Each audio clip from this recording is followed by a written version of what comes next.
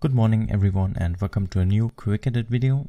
A few days ago I got lucky and captured this nice shelf cloud over Lake Constance. And for this image I want to show you the whole post-processing. So without further ado, let's jump into the editing. But first check out the before and after images.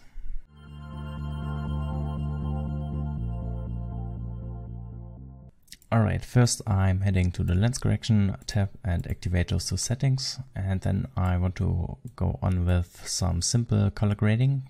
Therefore I'm going to the calibration tab, and basically I want to make those blue colors a little bit greener. Therefore I'm going to reduce the red primary hue, and I'm adding some hue to the green primary. And as you can see, it also changes the brightness of the image a little bit and just makes it a little bit greener overall, which I like for stormy landscapes. So then I'm heading back to the top and start with the basic adjustments. As a profile I'm using Adobe Landscape as it adds some more contrast to the image. Alright, then I think I need to work on the white balance first. I think I want to warm up this image a little bit, so I'm increasing the temperature. Next, I want to increase the shadows a little bit as the image is pretty dark. And I also increase the whites to further increase the brightness.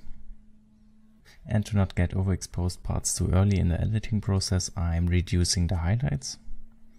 Okay, and then I think I'm starting with the local adjustments. Basically, I have applied two gradiated filters, one for the foreground and one for the sky part. First I want to work on the sky part of this picture, and here I just want to bring out more details from this nice shelf cloud. All I got to do here is increase the clarity all the way up, and you can see it adds a lot of contrast and structure. And I think I even add some contrast to this part. And because this upper part doesn't need to be sharp, I'm going to increase the noise reduction. Then I'm working on the second gradiated filter, which is just for the bottom part. And because it's a little bit too dark, I'm going to increase the exposure a little bit. And I also want to get rid of some of the saturation. And then I want to add a tiny glowy effect on the sprite part in between those clouds. Therefore I have applied a radial filter. And here I just increase the blacks a little bit. And I think I want to make this part a little bit brighter, so I'm increasing the whites. And in this case I don't care if this part is a little bit overexposed, because there isn't any detail anyway. Then next I want to continue the color grading. As you can see on the very top of this image, it looks a bit purple, so I want to get rid of this by removing all the purple color saturation. And I think it's a little bit too blue, so I'm reducing those as well. And then the split toning. I'm not touching the shadows in this image, but I want to change the highlights. And instead of applying a warm color, like this orange color tone, I'm going with something colder, around here I guess, because it's, in my opinion, just more fitting for a stormy landscape. Okay, then I'm increasing the saturation a little bit more. And of course I'm going to sharpen the image a little bit. And that was it for the Lightroom part. Now I'm going to finish this image in Photoshop. So basically I want to see if I can add any more structure to the sky part. And I think I want to add some more glow. For both of those effects I want to use the Lake Collection plugin. Actually I'm also going to add a polarization effect, because it adds some nice gentle color to the image.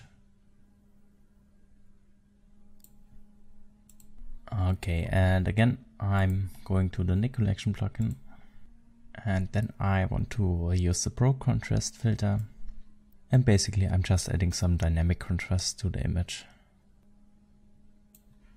Okay, I like how the sky looks now, but I'm not satisfied with the foreground, and therefore I'm going to mask out this area on this contrast layer. And therefore I'm just applying a layer mask and brush over this area with a black brush. But now it's time for some more glow. And actually I think I'm not using the Nik collection for this, but instead I'm applying a new layer and set the blending mode to soft light. And then I'm changing the foreground color to something brighter, maybe even with a slight blue color cast. And then I'm changing the brush size. I paint in the bright areas. And of course this looks way too strong now. So I'm just playing around with the opacity now to get a decent looking effect. And maybe I also need to mask out a little bit of this glow. Okay, and now I'm pretty satisfied with the image, so I'm not going to post-process it any further. Well, I hope this video was helpful and you did enjoy it. And if you'd like to see more content like this, then of course please feel free to subscribe to my channel. And thank you very much for watching this video.